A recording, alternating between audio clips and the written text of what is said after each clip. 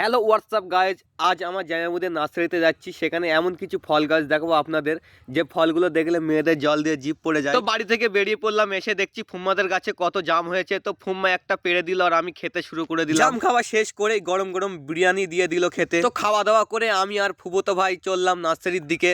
তো এসে দেখতে পেলাম আপেল গাছ, এখন সিজন শেষ তাই গাছে আপেল নেই। তো আবার কিছুটা এসে দেখতে পেলাম বেদানা গাছ, অনেকে ডালিম গাছও বলে। গাছে কত ফল হয়ে আছে। তো তার পাশে দেখি ছোট একটা লেবু গাছ, তাতে কত বড় বড় লেবু হয়ে আছে। ভাই এই পৌষ মাসে আম গাছে দেখি কত বোল ফুটেছে, তাই দেখে আয়াম তো অবাক। তো তারপরে এসে দেখি ছোট একটা সবেদা গাছ, সবেদা ভরে গিয়েছে গাছে।